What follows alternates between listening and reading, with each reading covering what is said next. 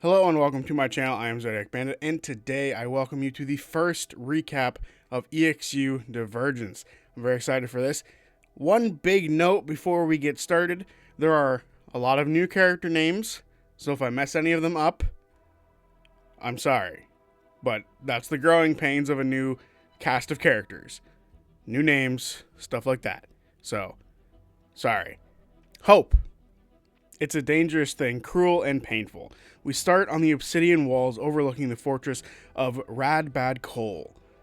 The leader, Asmog, a vampire hobgoblin, holds a hobgoblin elder by the neck off the ground. He's the commander of the prison, which the party will know from this day to their last. He says hope weakens the spirit. It's a painful barb that can drive you mad.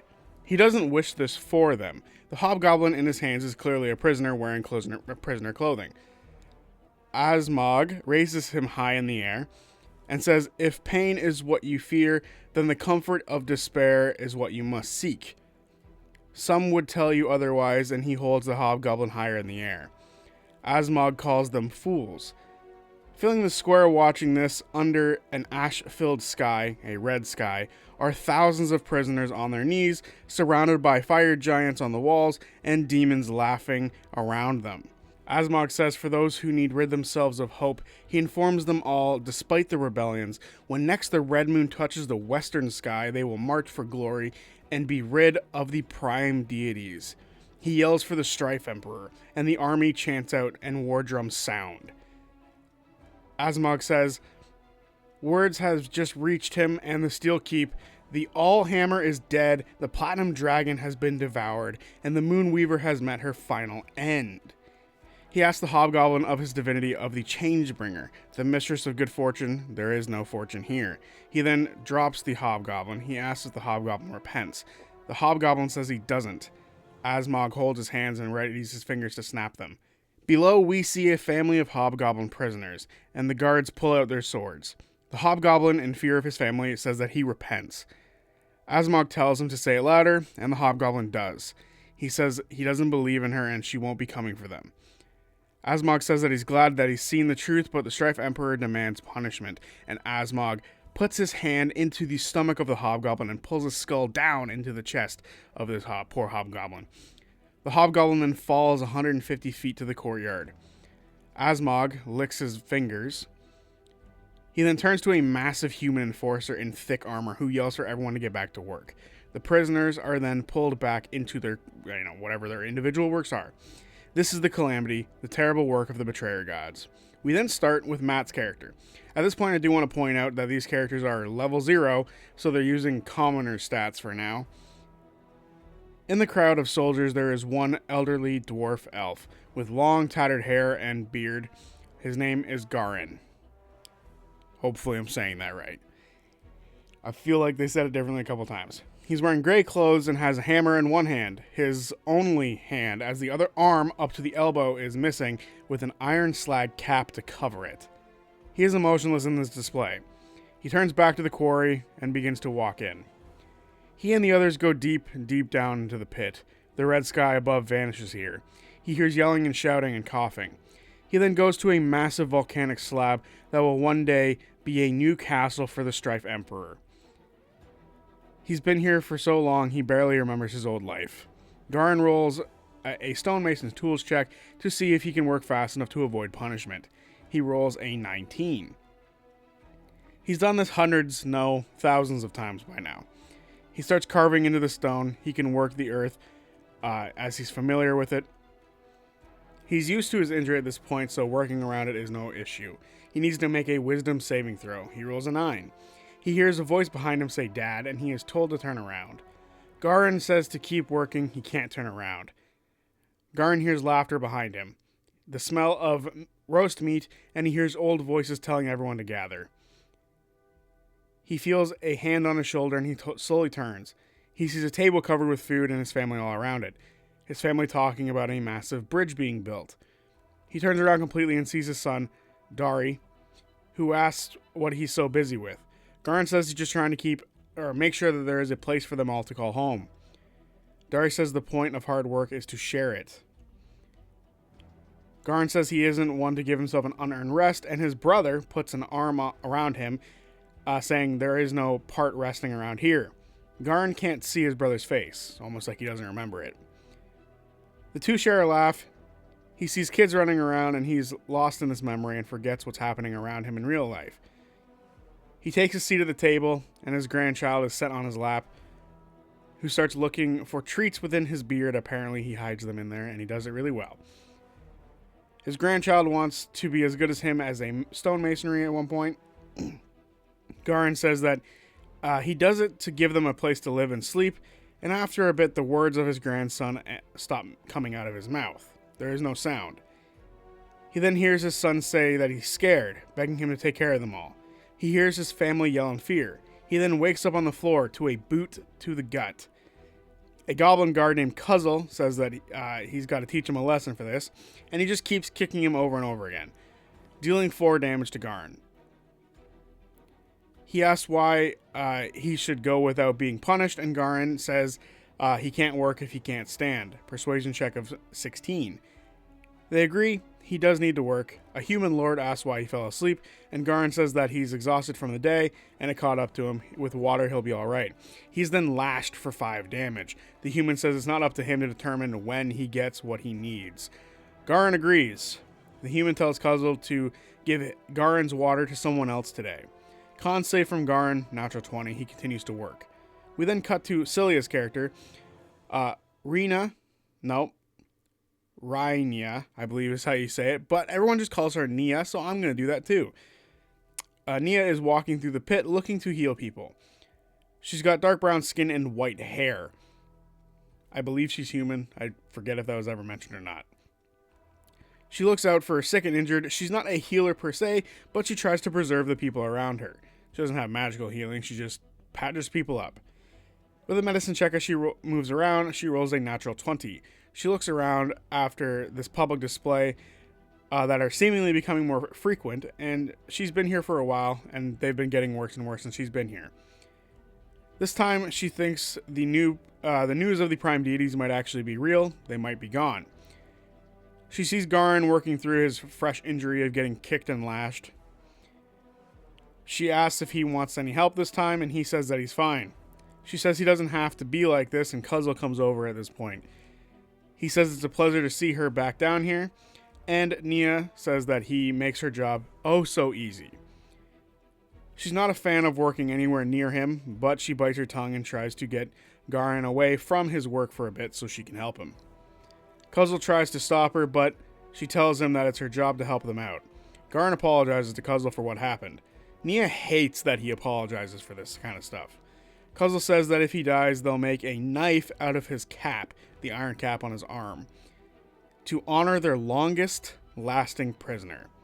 Nia notes his sentimentality here, and Garin says that after a while a kinship is formed. Cuzzle says they all serve the Strife Lord. They are all one big family, and they all get what they deserve. The human tells them to stop talking.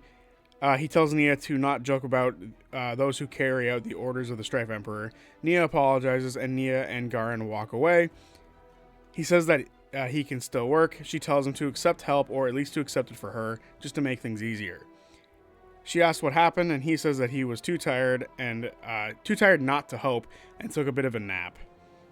She says that he's not the one to nap on the job very often. He asks how she's doing, and she says that she's tired and sick of waiting. She thinks change is coming. She'll hold on to hope, unlike Garin at this point. He says but he doesn't really believe her. Nia makes an insight check, and she sees that Garin sighs like a parent does to a child as freedom has left him long ago. She doesn't address it, but she feels that, like she knows better, she has more optimism. We then go to the kitchen, a place called the Slop. There are massive 30-foot tall cauldrons here with stinking stews that have potentially just been in circulation for about 40 years at least. Fucking disgusting. There's small crews of prisoners working here, sweating hard. Here we meet Jasmine's character, Phaedra, a halfling woman with red hair in pigtails, and she has a cockroach tattoo on her shoulder. She's very skinny and very scrappy. She's currently scraping a pot clean, Next to her is a massive man named Otto, who takes the crust off the pot and a hand falls out of it. He also has this tattoo. They just throw it back into the pot. Fucking disgusting. Below them is Tavin, who also has this tattoo. He's a fire genasi. He is sweeping through the coals as he is immune to fire damage, and asks if they found anything, and Phaedra, I'm going to say that name wrong the entire time. Phaedra says no. The last member of the group is currently cutting through huge chunks of beast of burden meat, and I'm not even going to fucking try with this name. Kephedriel, I think that's how you say it.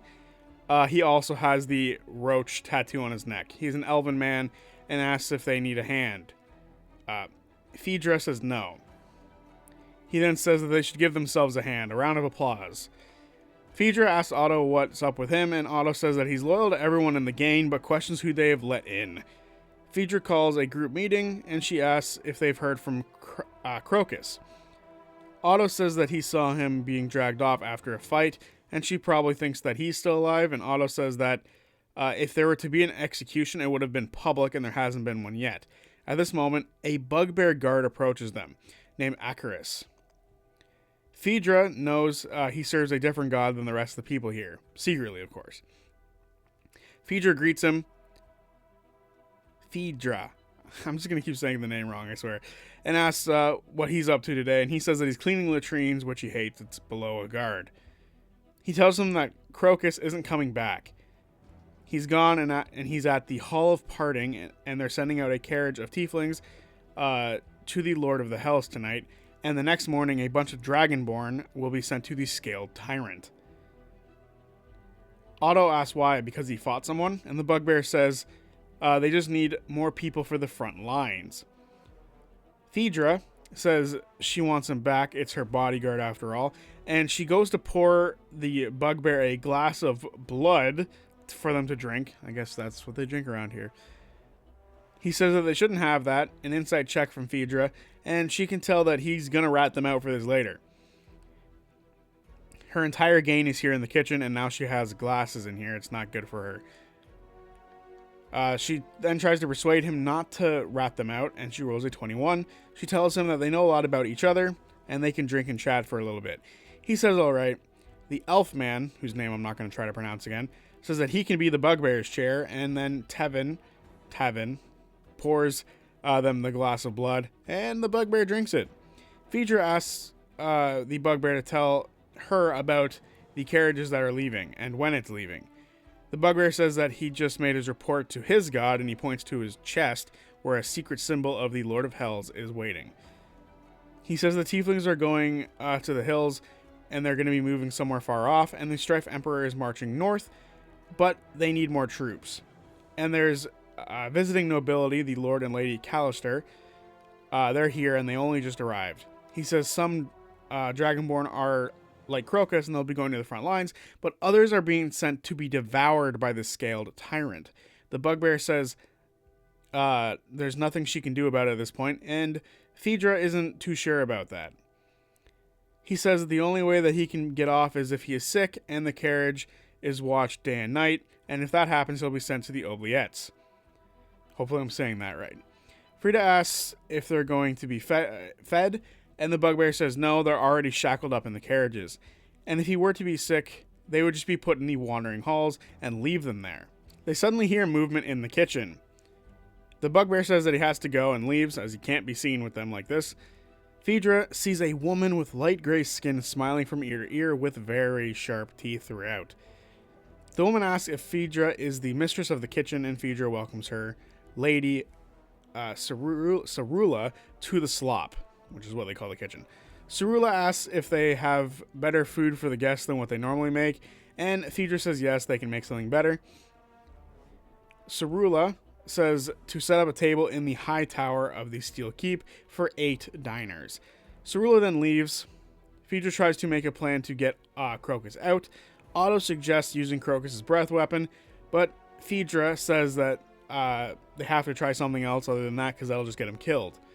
Tevin says no one will believe her as she's a fast talker, and Phaedra suggests going to Nia in the Mop, which is the infirmary. The elf says that they'll need stuff from the mop to make good food anyway, and Phaedra tells the elf to find some good meat around here so they can roast it, and she'll go to the mop by herself. We then go to a massive hall of black stone, and it's very gothic in nature. Massive iron carriages being pulled by behemoths. They are trained fire giant livestock. Inside one of the carriages is a dwarf lieutenant of the Strife Emperor, Captain Rustgut, yelling at the dragonborn to say goodbye to the prison. Those inside are chained to a bunch of benches along the sides. We then meet Arrow, Liam's character, an older dragonborn who's gold, but you wouldn't be able to tell as he's covered in dust. There's a very large cut across his neck. He's looking far off past the rest of the prisoners in here. This was a fate that he had avoided up till now. He's just breathing in at this point. Across from him is a massive dragonborn named Crocus, played by Alex. He is just pure muscle, but he appears to be much younger than the other dragonborn around here, and he has white scales. He has more chains than the rest, as looking at him, you can tell that it wouldn't be enough to keep him down. He is just looking forward, not taking in what's around him. He is panicking. He's like a giant lost child. Rustgut walks in the middle of the carriage. He's very happy with the fear in the air. He tells them they are being sent to serve the scaled tyrant on the front lines. He says the metallic friends will be made a meal, not to fight. A dragonborn in front of Rust is freaking out about his fate, and Rustgut just walks away from him. The dragonborn next to Arrow is freaking out. Arrow tells them to preserve their energy. They might have a chance if they don't stand out. Persuasion check from Arrow, 17. The dragonborn continues to panic as he claimed to be faithful to the scaled tyrant. He's also given up other dragonborn in the past. Arrow tells him that the nail that sticks out gets hammered down and tells him to sit down and be quiet. The dragonborn does quiet down in this moment. This dragonborn is bronze, by the way. Next to Crocus is a family of blue dragonborn, 1 woman and 2 kids. The kids are freaking out, and the mother tries to comfort them. She tells them that Arrow is right and they should just try to calm down. Crocus asks what the bronze one meant about giving up other dragonborn. Arrow says that they're all going to die here. Him for his faith and Crocus on the battlefield. So, don't know how that was trying to be comforting, but that's what he says. The bronze dragonborn says he was promised treasure for what he did, and a green dragonborn across from him tells him to listen to Arrow and shut up. The green one asks if Arrow is alright, and Arrow says he's fine. The green one says that he's been in worse places. He was caught stealing and was sent to Raddbad Coal, which is where they currently are. Sorry, not Raddbad. Raddbad Coal. Don't know why my notes said that. Arrow says that he made a mistake putting them together like this. He says if the opportunity presents themselves, they need to make it count. We then go to the mop where we see Nia and Garin again. The infirmary is in rough shape, filled with injured people, and she's trying to help them out and get them back to work, as if they don't, that's on her. She looks over Garin, no broken bones. She makes a medicine check. Matt is allowed a short rest, and he heals up for a hit dice, getting 8 hit points back. He's near full. Nia wraps him up and looks at his missing arm and thinks that the work on it was bad, and she asks why they didn't bring him to her. Garin says that some punishment is for many to see and some is just for more private audiences. Nia then looks to the door of the mop where someone has entered. Their name is Barbatrix. Baratrix. He may have once been human, but is now just a man wrapped in black robes and a clawed skeleton collar.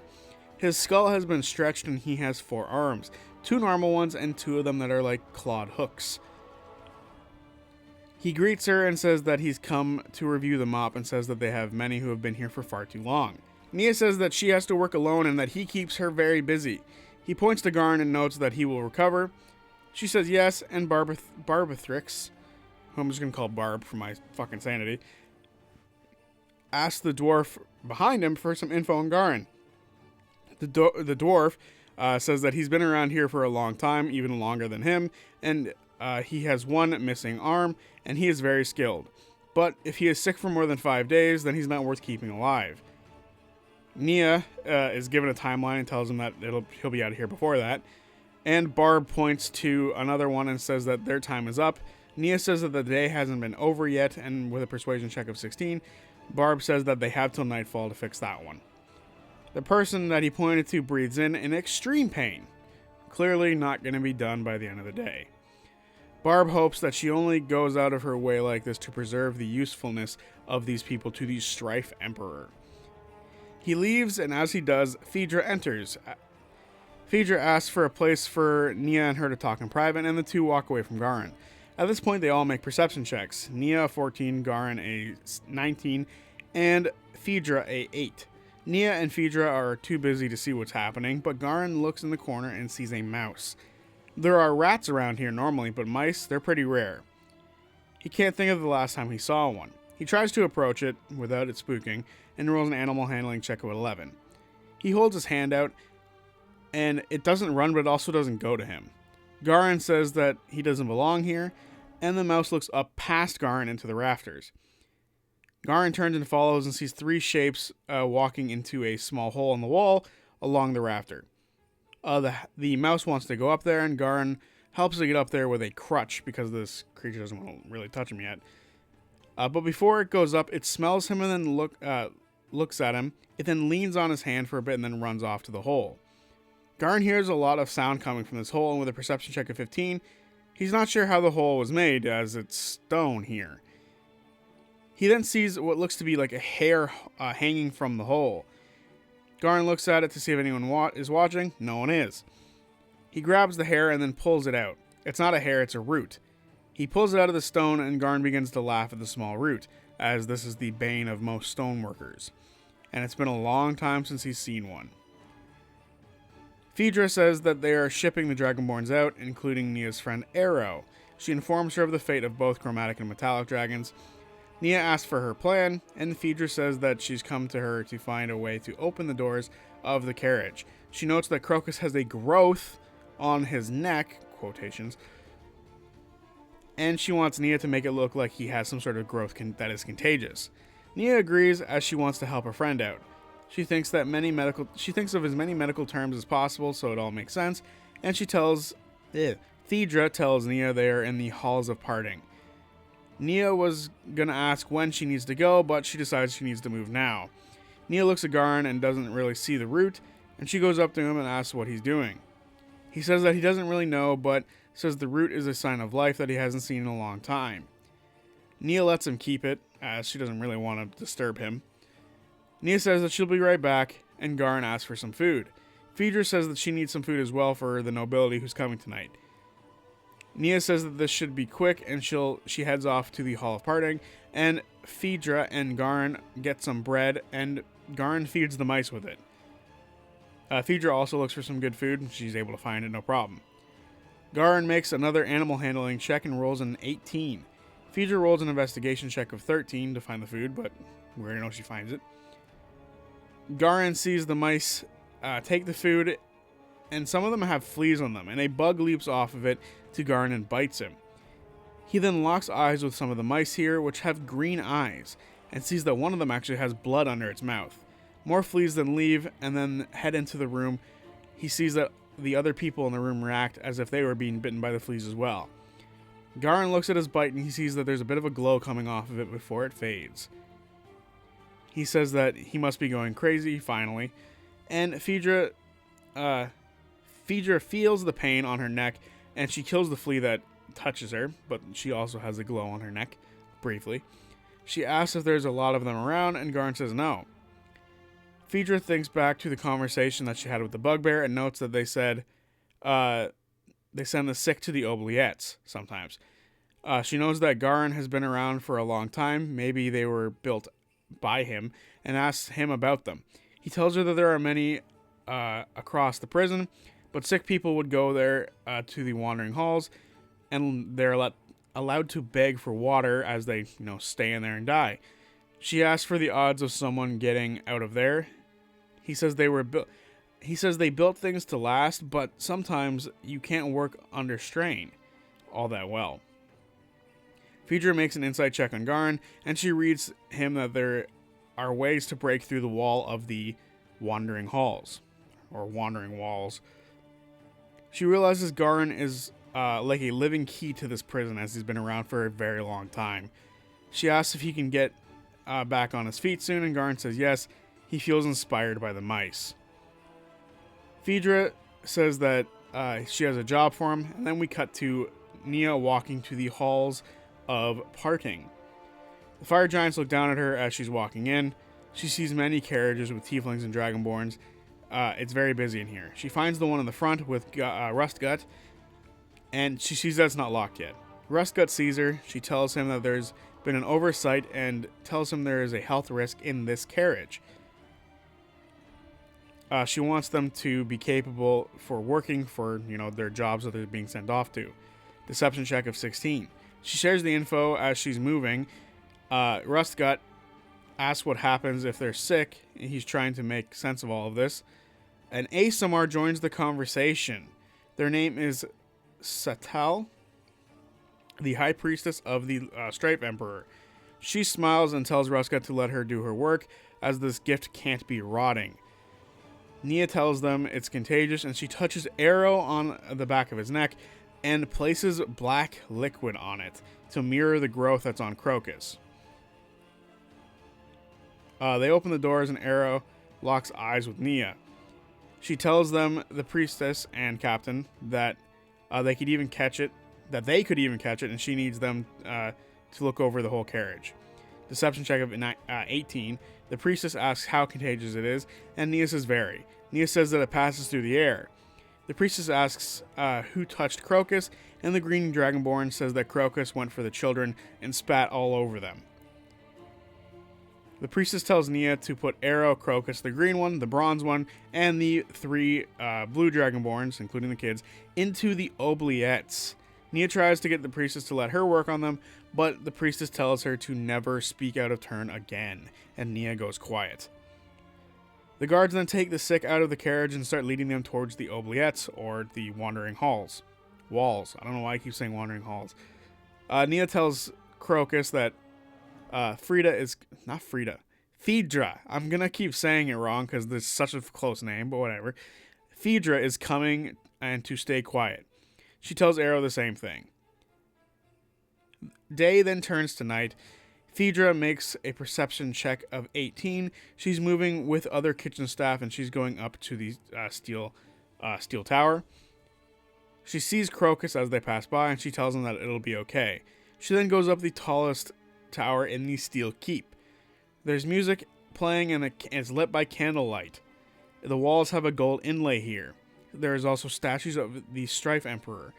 Asmog has left his armor behind, and there are human lords and ladies here with their kids. Phaedra gives them their overcooked horse leg. She then listens in on their conversations and makes a perception check of 12. She can't hear much in the whispers, but does see a guest whose lower half is a scorpion with a necklace of all the betrayer gods on it. He thanks her for his glass of wine. He is the Iron Scorpion. Otto and Tevin have to step out here, as there's only one person needed to be around anymore, and Phaedra is trying to be invisible, standing perfectly still, watching glasses and listening. She overhears the mumbles of the Archheart on the battlefield, having taken out one of the Ruiner's eyes.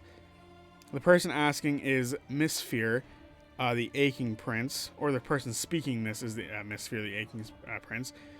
Lady Cerulia asks about the Spider Queen, and she's told that she's been banished for a century now. The Iron Scorpion says it's time for the propaganda and here to end.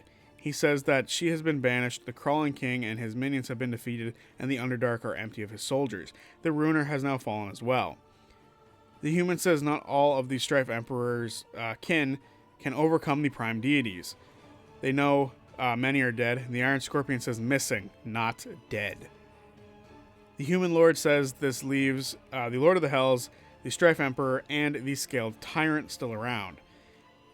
One of them asks if they can call upon the Chained Oblivion, and the Iron Scorpion says that you can't call on that thing. They must rally together, and he says they are in dark times with those who have fallen. All is not lost, as many of the Prime Deities are also missing and injured. Their spirits are not long for war, but they can only say that they'll march soon for so long. Asmog notes that this is why they've increased the executions to sort of put people down. Phaedra sees a child playing on the table, and the human lady asks her husband to deal with him. He then stabs his child with his hand, stabs his child through the hand with a knife, and tells him to stop fidgeting. The others are shocked by this human's actions, which is insane. He then says they should push to free the other kin of the Strife Emperor. But if they are freed, they need to share more of the world. Insight check of 9 from Frida. She looks at the Strife Emperor's lieutenants and wonders how many of them believe in the cause they have. She looks at the kid who has a knife in his hand still. The kid looks up at her, and Phaedra just doesn't look back at him after he notices the two of them looking together. She picks up the plates, and when she gets to the kid, he says, "It's okay. I wouldn't help me either." She looks at him, and he is a human male of nobility, sworn allegiance to the Strife Emperor. He is very well off. She pours him a glass of wine and says that's the best that she can do. She walks away, and the kid pours the wine on his hand. Back in the infirmary, Garin is alone. He has gotten a moment to rest here. Perception check of 14. He can see that night has fallen, and he sees off in the distance of the ash-choked sky of this wasteland. He sees birds flying in the clouds, but they're unusual. He's getting a nauseating feeling in him, like something strange is happening. He looks at the others in the here, and there's about 24 of them with him. He steps outside for a minute to get a better look, and he climbs to the top of the mop to get a much better look. He looks northeast, and he's filled with a strange feeling. He then looks west. There's something bright and red walking across the land. He's not sure if it's a storm or what, but he knows he needs to find cover. He's been around for a long time, and he knows few have seen the gods in the flesh. He knows the Strife Emperor approaches. He goes back into the mop and tries to help others out around him. He feels the hot winds pick up around him. Back with Nia, she is still with the dragonborn. There's a small door that opens up to what looks to be a long, thin space, the Wandering Halls. They are named this way as there is thin space between the walls of the fortress. To wander them, you must be sideways going in, as you're to walk with your chest and the back being scraped off by this twisted walls. It's said that there is a way to escape that's deep down in, but that's likely just legend. What is true is that there are places that you can get stuck, or there are places where the floor falls out. Rustgut tells them all to go in. Arrow thanks Nia for caring and goes in. Crocus has to make an acrobatics check just to get in there at all. And he does go in, but the door slams shut behind him and he can no longer move. There's not enough space for him to move around with his massive form. He's just right up against this door. Rustgut tells Nia to go back to work, and she does, knowing that this isn't the end for them. The Blue Dragonborn's kids ask Crocus if he's okay, as he's stuck at the back of the group. He says there's no space, and he asks if anyone is sick. Arrow says no. The Green Dragonborn says that Nia is a quick thinker, and that she has bought them time. He says his name is Coswald. The Mother Dragonborn says that she is Celeste, and her kids are Selwyn and Seldria. Arrow doesn't think they can leave, as Crocus really can't move, so they're stuck right where they are. Back in the infirmary, Nia and Phaedra arrive at the same time. Nia explains what happened to the Dragonborn and that they're in the Wandering Halls. Garin tells them that the Strife Emperor is coming and they don't have much time. Nia says they can use his appearance as a distraction and go help the others. Phaedra says that Garin knows how to move about. He built the place after all. Garin doesn't know how this will help them move around. Nia thinks that the guards are mostly going to be worried about the nobility around here. They hear drums then sounding off as the god approaches. Nia says that there are 3 guards at the door to the Wandering Halls. Garin knows a few unguarded weak spots they can potentially make a hole in. Nia gets her things and she picks up her locket of her sister, and it's glowing at the moment. She can't see the image of her sister anymore. She doesn't know why, but it's never happened before. She tries to hide it with a natural 20 on her sleight of hand. She opens up the locket, and there's only light, no picture. Suddenly the light then dissipates, and the picture is now visible, and a firefly forms and bites her on the neck. She lets it happen, and as she believes it's from her sister. She makes a nature check to try to understand it, and she rolls a 14. She looks at the bug on her hand and feels her blood rush to that bite spot. She feels a need to rush and move. She now has a modified guidance spell on her. Modified because it lasts a while. And multiple times. So it's more like bless. They grab their stuff and they start heading out. Garin is leading the way. They move through back channels of this place that only someone who built it would know about. They arrive at the unmortared wall of this portion of the Wandering Halls. There's a loose stone high above. They grab a chair, and with Nia's help, he's able to hammer it out and create a hole. Phaedra is looking out for them. Without issue, they hammer away the stone, and a passage opens up into the Wandering Halls. Arrow and Crocus actually heard this stone fall out. Arrow starts heading the way towards Nia. Nia whistles down the hall towards Arrow, and both Arrow and Garin go in. Nia will try to reach out towards the rest of her friends. She needs to make an acrobatics check to move around. As she's moving, her foot then touches a pitfall. Dexterity save on the roll, 11. Arrow and Garin both need to make dexterity saves as well. They both roll high enough, and as Nia is about to fall to her death, she's grabbed by both sides, one, the dwarf on her right, and the dragonborn on her left. Arrow informs them that Crocus can't move around. Phaedra is distracted by the name Crocus as she is shot at by a guard with a crossbow, and the guard misses. She then runs and jumps into the Wandering Halls behind the group. She hides without much issue, and Garin readies a swing just in case the guards poke their heads in. And one happily does. And Garin swings and hits, dealing 5 damage. It's now Garin's turn in the initiative. They rolled initiative. They didn't say out loud what their numbers were, but Matt was the highest at 15, so he's going first. He then swings again and hits for 5 more damage, killing the guard. Garin then jams the body of this guard into the hole to block off other guards behind. The other guards behind can't get into the halls now. Phaedra is up. She can't see as she doesn't have dark vision, and she yells for Crocus and tells him to not go anywhere. Arrow is up, and he holds his action to use his breath weapon just in case the guards push their way through this new guard blocker on the hole. The guards, however, run off and go for backup. Combat ends, and the party know that they have to reach Crocus soon. Garin leads the way looking for other places for exits. He meets the other Dragonborns and sees Crocus, a massive figure, not being able to move.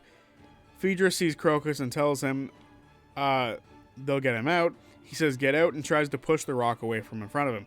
With a strength check of 18, he pushes, and the rock wall that's right in front of them begins to crack. Those with dark vision now see a bunch of fingers moving from one side of the wall to the other. They're all seeing this now as it gets a little bit closer. Garin watches as roots block the way that they just came from. Arrow moves to the door and uses his fire breath on it to try to heat it up and make it soft. He deals 1 damage, making the metal a bit softer than it was before. Garin then gets ready to hit that weak spot. Nia sees the room fill with fireflies suddenly. Nia just laughs knowing that her sister is nearby. Everyone is bitten by the fireflies at this moment. They all have to make dexterity saving throws, and they all fail as the DC was 23 and they're all knocked prone. Garin, feels a tower being pulled from the ground, as he can feel that apparently, and it slams into the ground above them and they're all knocked prone. The roots stop growing right in front of them as the fireflies are blocking it from the players. The roots then go past the players and past the door. The party see the door to the walls is now off its hinges, but they can't raise it because of the lock on it. They hear thunder and lightning from all around them. Suddenly the air in the hall is pulled from this space, even pulled from their lungs. There's a lightning bolt that is so loud it might deafen them for the rest of their lives. Garin then sees hundreds of mice rush past them. One of them stops and gives Garin a crumb. They hear screams from past the doorway into this wandering hall. The last thing they hear is howling off in the distance before it fades. Crocus then tries to use his tail to open the door and prop it up, but it can't because of the lock. Arrow uses his breath weapon again, somehow, I'm not sure how he was supposed to do that, and Garin hits it for 8 damage. Time passes as the door did not break at this moment. They need to rest before that they can try that again. Nia tries to use her thieves' tools to open it, but she doesn't roll high enough. They want to move quick, but they don't hear the Strife Emperor approaching anymore. They don't know what is going on. Phaedra says that she doesn't think the gods like working together. Maybe the other betrayers attacked. Garin thinks that this isn't the work of the betrayers. Arrow says that he's heard the gods clash before, and it was deafening. Phaedra wonders if that's what they heard. Garin says that's too hopeful to believe, and Arrow listens to the silence. It's too quiet. There is no movement whatsoever around them. There should be a ton. Celeste says they'd help if they had the same kind of breath weapon as Arrow does, but they can't. Garin asks if Crocus can use his breath weapon attack. Crocus says no, and he points to a cut along his throat, and then snowy sludge comes out. Great, that's kind of shitty. Time passes, and Arrow's breath weapon returns to him. Garin lets Crocus take a whack at it this time to try to open the door. He hits and deals 9 damage. The lock then bursts open and the door falls. Before them is a destroyed hallway. A guard that has been picked clean is now just a skeleton with 3 ravens sitting on the body. Phaedra knows this is supposed to lead to a cell block here, but there's only a dust haze in front of them with light coming through a small hole on top of the rubble. As they walk through the hall for a bit, they see 3 more dead guards where their heads have been cut off by some briar. Arrow says it's time to leave. They start to climb up the rubble that leads to daylight. Phaedra looks first, and she can't understand what she's seeing. The western wall of raddbad coal is destroyed. The steel keep is 2 miles away on a different mountainside, as it's been thrown through space. There is a shadow stretched out for miles of Asmog, as if he's been burnt to the ground. Something came from the east, burning him. The towers have been torn down by the briars, and many dead beasts are everywhere, all sorts of animals. They don't know where anyone is. They spent the night down in the wall, after all. Nothing is living around here.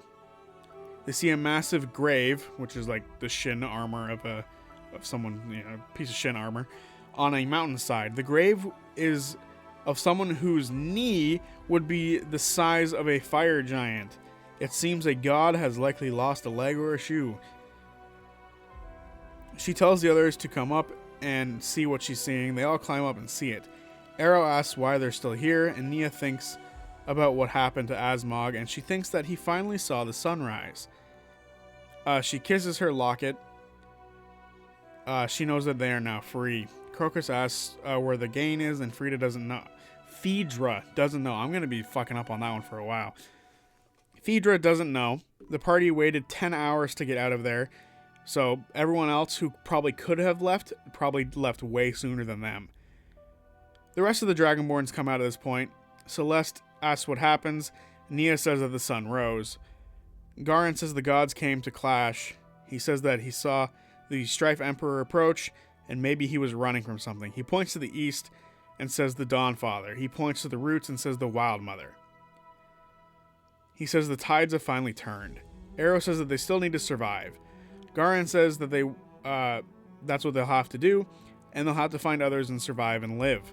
Phaedra and Crocus go looking for their gain. An investigation check of 20 gets them all of their friends. Phaedra rolls a 6. They go to the kitchen and it's absolutely destroyed. They don't know if there's any of them dead around here, but they're certainly not here. There's no food for them to find either, and they're all getting a little hungry. Arrow looks for his belongings. Investigation check, same deal. Now 20 gets him everything he wants, and he rolls a natural 20. He goes to the prisoner vault and hears a bunch of mice in the rubble. He moves it aside and finds the mice pulling a bag, his bag. Inside of it is his map and other belongings, including a water skin. He asks the mice what his mother is playing at, and they just run off. On his map, there is a bug at the bottom of the Storm Point Mountains.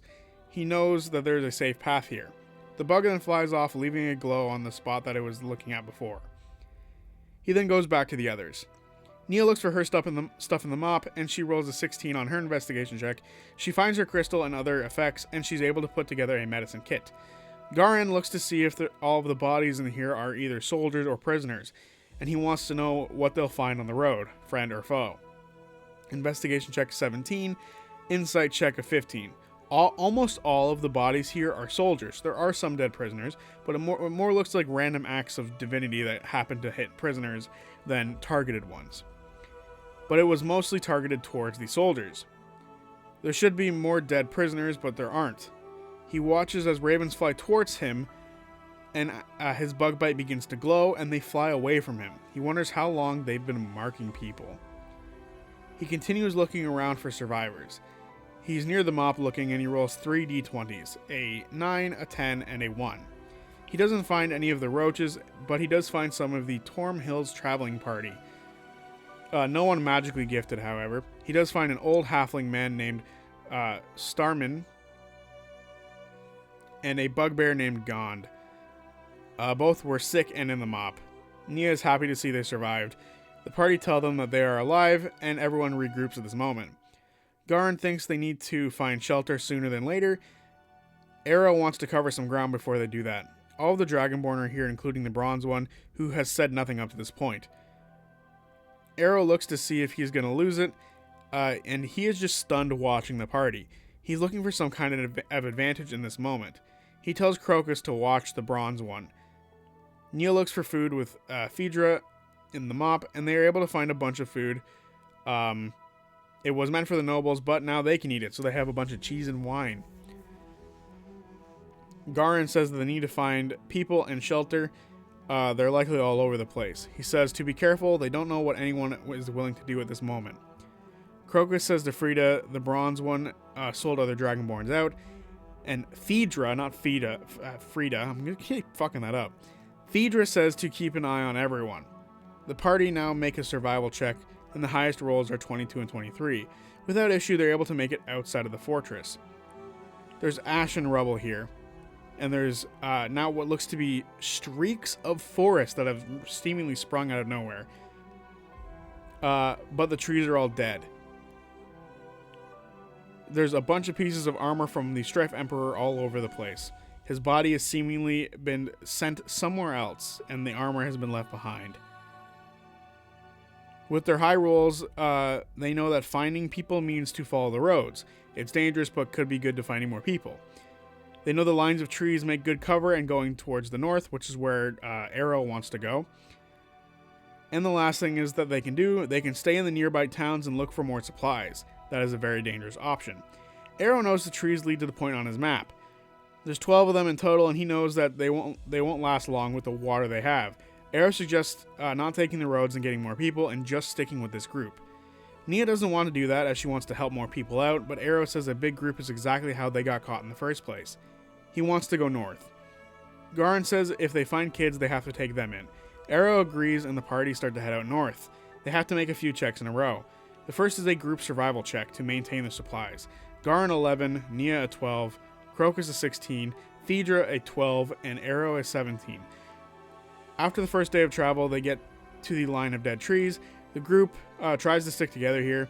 Starman tells them to not worry, as a thing called rain is needed for trees to grow, and they can't go long without it. He says if the worst comes to pass, he knows a song that can summon the rain. Phaedra tells Crocus that they might have to eat the old man soon. At night, with a feat that he has, Arrow is able to make a small foxhole for them all to sort of be in a safe space, and he makes a fire and then makes a pine cone sprout good berries. So good pine cone? He feeds these to those who are having a harder time. Marlath, the bronze dragonborn, notes that trick. Arrow asks what Marlath can do, and Marlath says that he kept ledgers. Arrow says that he learned everything that he knows currently on traveling, or while traveling, so Marlath can learn a thing or two. Unfortunately, after the first day, they've run out of water and food. They've failed their first survival check. Looking at Arrow's map, they know that they have a week of travel, but with the cover that they have from the trees, they don't need to roll stealth. The next day of survival checks, Garin 9, Nia 22, Crocus a 10, Phaedra a 7, and Arrow a dirty 20. Everyone needs to make a con save. Crocus natural 20, Phaedra a 6, Garin a 10, Nia a 19, and Arrow a 5. Garin takes a level of exhaustion. Arrow is able to avoid such a fate because of his Wanderer feat. and Phaedra slows down and tries to eat on her cheese sneakily by herself, and Nidra tries to see what she's doing, but she rolls too low. Luckily, this way, Phaedra avoids an exhaustion point. Starman fails his con save, as do the kids and Marlath. Crocus picks up the kids and carries them on his back. Celeste cries at this. Survival check again. Crocus, natural 20, even with disadvantage, which is fucking nuts now that I think about it. Nia, 21, Garin, a 6, Phaedra, a 6, and Arrow, a 17. No con saves, as most of them rolled high enough. At this point during the day, something large flies over the party and then disappears. Another survival check. Garin, 15, Crocus, a 10, Phaedra, a 8, 15 for Nia, and a 10 for Arrow. Con saves. Phaedra and Arrow both fail and take a point of exhaustion. Day 5 survival check. Garin, 4, Nia, 23, Crocus, 21, Phaedra, 8, and Arrow, a natural 1. The party have been breathing in ash for mostly all day, and they have no food and water. Time for con saves. Garin, 20, Nia, 16, Crocus, a 21, Phaedra, a 5, Arrow, a natural 20. Phaedra takes a second level of exhaustion. Gond, the bugbear, offers to carry her, and she accepts. The journey is even longer now, as some of them are slowed down. After another survival check, Garin, a 5, Nia, a 16, Crocus, a 17, Phaedra, a 15, and Arrow, a 21. Finally, a successful day.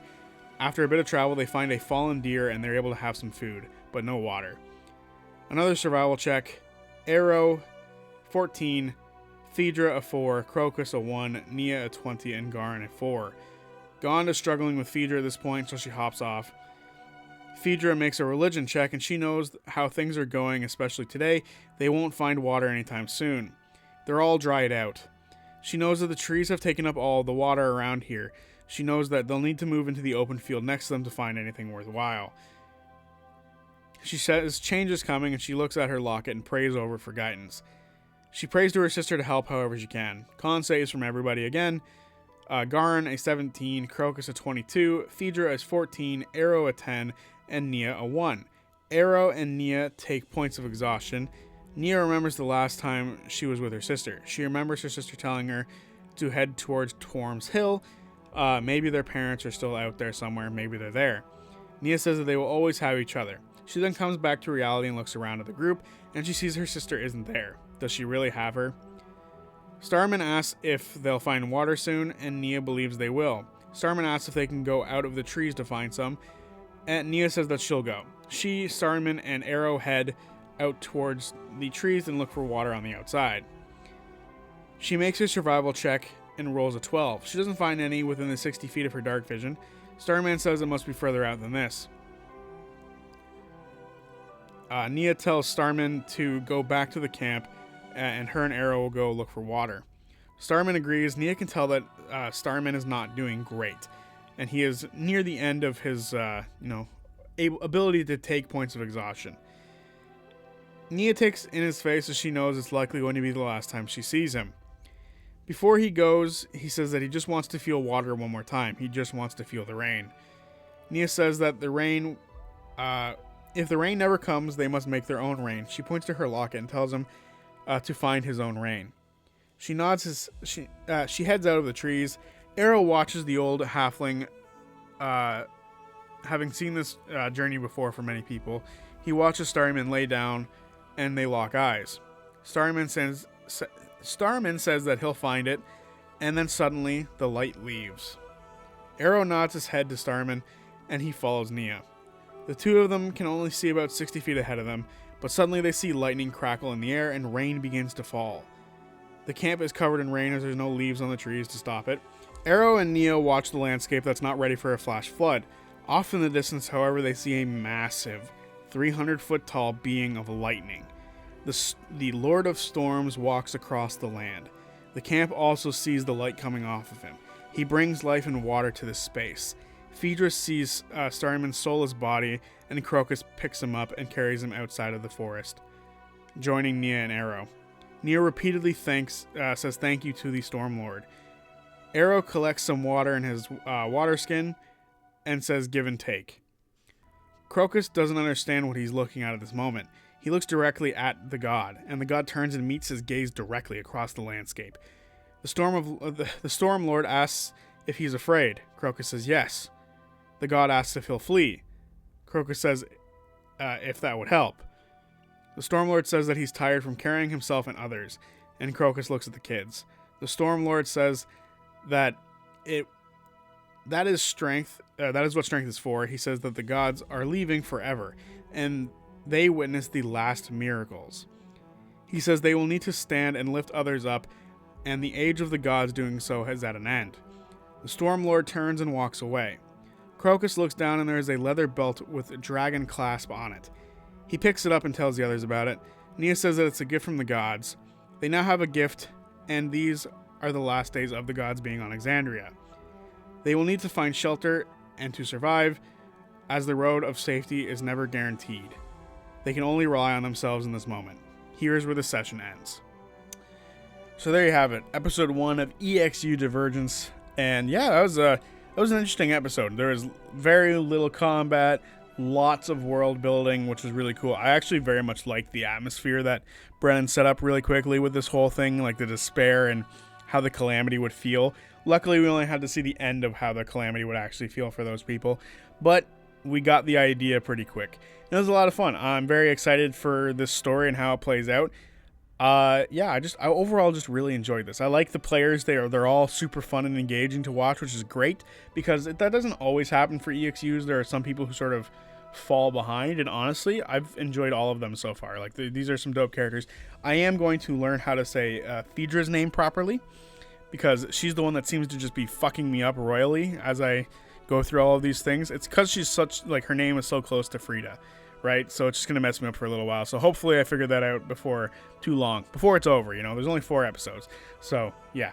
Also, one thing I do want to note is the thumbnail and the video image you guys are seeing the entire time is a placeholder until we get, like, official art of these characters, and then that'll be the thumbnail, much like how Campaign 3 had the thumbnail for it be the faces of the characters. So if you're curious about that. But overall, I fucking enjoyed this. I thought it was a lot of fun. And yeah, just like I said, I love the atmosphere that was immediately that sort of showed up with it. I like that this episode seems to be like setting up the end of Calamity, and then from now on, from this moment forward, I imagine we're either going to skip ahead a couple of years to see what it's like after the gods leave, but we'll see. I'm curious as to what's going to happen next. So yeah, I will see you guys on Tuesday for whatever video I make next. Until then, peace.